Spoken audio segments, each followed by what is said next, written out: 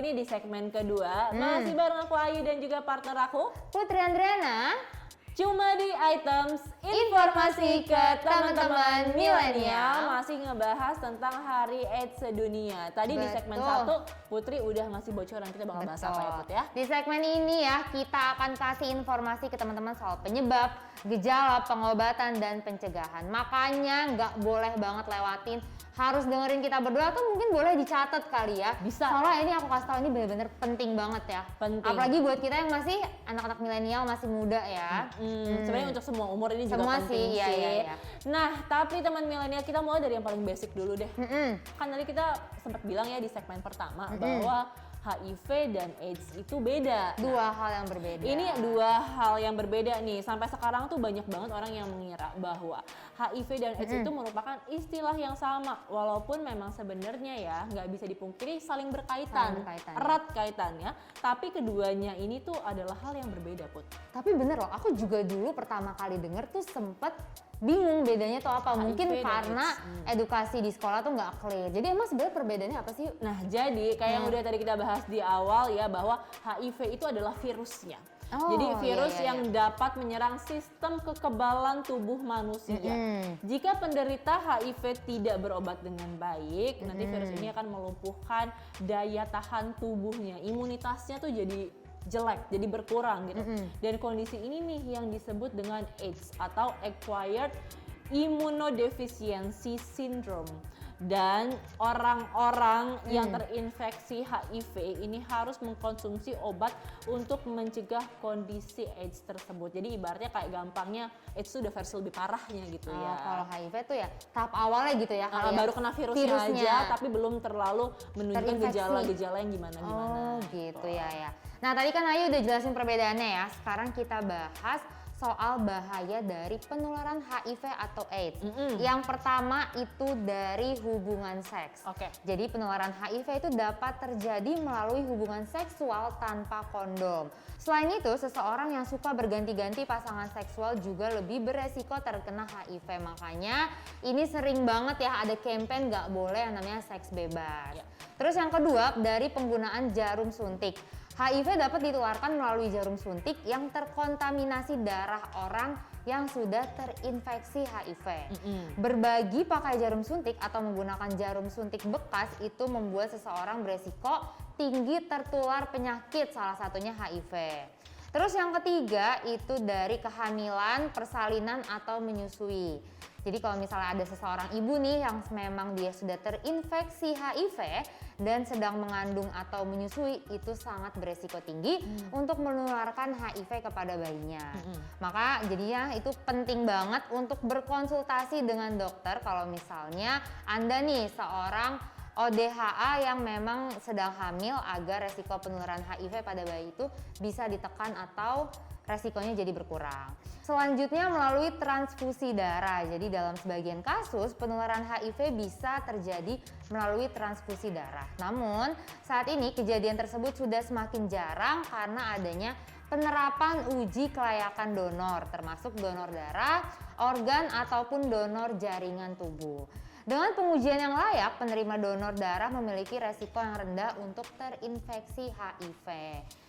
Jadi itu cukup clear ya. Kalau misalkan dulu itu kita sering dengar orang tuh takut. Misalkan main basket sama orang yang makan HIV bareng atau makan bareng. Katanya kalau misalkan pakai anduk keringetan abis orang HIV itu bisa, terus kita pakai itu bisa ketularan. Itu salah. Itu hoax, mitos ya. Betul. Itu lebih ke jorok aja sih ya bekas orang kita pakai gitu kan. Dan informasi yang masyarakat harus tahu adalah HIV itu tidak akan menular melalui bersentuhan, jabat tangan, pelukan, batuk, bersin, berbagi spray, menggunakan kolam renang dan duduk di toilet yang sama gitu. Jadi itu clear ya. Jadi nggak perlu takut lagi. Nah, gejala-gejalanya nih sekarang kita masuk. Kira-kira ada apa aja tuh, Put? Jadi gini, di awal masa infeksi umumnya itu tidak akan menampakkan wujud yang jelas. Tapi untuk di tahap penyakit AIDS itu ada berbagai gejala yang sering muncul. Misalnya sariawan yang ditandai dengan adanya lapisan keputihan dan tebal pada lidah atau mulut. Terus ada juga infeksi jamur pada alat kelamin yang parah atau berulang. Terus juga turunnya berat badan lebih dari 5 kilo yang bukan disebabkan karena olahraga atau diet. Terus lebih mudah mengalami memar, diare yang lebih sering demam dan juga berkeringat di malam hari. Terus juga kalau misalnya ada pembengkakan atau mengerasnya kelenjar getah bening yang terletak di tenggorokan, ketiak atau pangkal paha. Terus ada lagi gejala lainnya itu batuk kering yang terus-menerus, sering mengalami sesak napas, mati rasa parah atau nyeri pada tangan atau kaki. Terus juga hilangnya kendali otot dan refleks, kelumpuhan atau hilangnya kekuatan otot, dan yang terakhir kebingungan, perubahan kepribadian atau penurunan kemampuan mental. Jadi kalau misalnya ada teman-teman yang sekiranya mengalami gejala-gejala yang tadi aku sebutin, mungkin lebih baik boleh diperiksa ya, supaya ada kepastian gitu. Itu lebih baik kan kita tahu apa yang sedang terjadi dalam tubuh kita lebih dini. Betul. Nah, selanjutnya teman milenial, ini aku akan ngasih referensi pengobatan HIV/AIDS. Tapi yang perlu digarisbawahi ya teman milenial, bahwa informasi ini bukanlah pengganti nasihat medis. Jadi kalau misalkan teman milenial sudah terkonfirmasi positif HIV, ini kami sebenarnya terus-terusan menyarankan bahwa lebih baik datang ke dokter untuk penanganan lebih lanjut yang pastinya juga lebih intensif. Nah, hingga saat ini mungkin teman-teman milenial juga tahu bahwa belum ada obat untuk menyembuhkan HIV, tetapi ada jenis obat-obatan yang dapat memperlambat perkembangan virus. Jenis obat ini disebut dengan antiretroviral atau ARV, dan pengobatan ini dilakukan dengan menggunakan obat antiretroviral. Ini ada beberapa kelas dari obat ARV ini teman-teman. Contohnya nih ya, yang pertama ada protease inhibitors, integrase inhibitors, ada nucleoside atau nucleotide reverse transcriptase inhibitors, panjang nih ya namanya ya. Terus ada juga non-nucleoside reverse transcriptase inhibitors. Terus juga ada chemokine co-receptor antagonis dan juga entry inhibitors. Banyak ya, ada kelas-kelas dari ARV ini.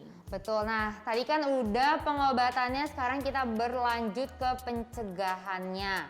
Yang pertama itu dengan tidak melakukan hubungan seks sebelum menikah. Yang kedua juga tidak berganti-ganti pasangan seksual. Yang ketiga menggunakan kondom saat berhubungan seksual, lalu bersunat untuk mengurangi resiko infeksi HIV. Bersikap jujur kepada pasangan kalau misalnya memang kalian mengidap positif HIV atau AIDS, agar pasangan juga bisa menjalani tes HIV. Dan yang terakhir, menghindari kegiatan yang melibatkan berbagi alat suntik seperti narkoba, tato, jarum medis bekas, dan sebagainya. HIV/AIDS itu sebenarnya identik banget sama ini ya, gaya hidup ya. Betul. Gaya hidup yang bebas, terus juga tidak menggunakan pengaman dan lain sebagainya. Jadi, pergaulan ya segala macam. Tapi lagi-lagi ya, kita harus tetap memberikan support untuk para penyandang AIDS atau ODHA ya, ODHA gitu, orang dengan HIV/AIDS, karena bagaimanapun juga kan mungkin itu adalah penyakit yang dia juga nggak pengen. Dan sekarang ini katanya juga orang-orang dengan HIV/AIDS ini sudah bisa hidup normal nih. Jadi ada obat-obatan yang katanya emang harus diminum setiap hari seumur hidupnya supaya dia bisa hidup normal. Betul. Jadi bukan berarti misalnya di sekitar kita tuh ada orang ODHA, ih jauhin gitu, berarti dia nakal. Oh enggak juga, kalian kan nggak tahu ya gimana awal dari mereka tuh bisa terinfeksi HIV atau AIDS. Makanya nih pas banget di segmen selanjutnya aku sama Ayu tuh bakal kasih tahu kalian soal ya mitos-mitos nih yang sering beredar dia di kuping kita, dan juga sebenarnya fakta sebenarnya itu apa. Makanya pastiin kalian terus sama kita hanya di Items Informasi ke teman-teman milenial.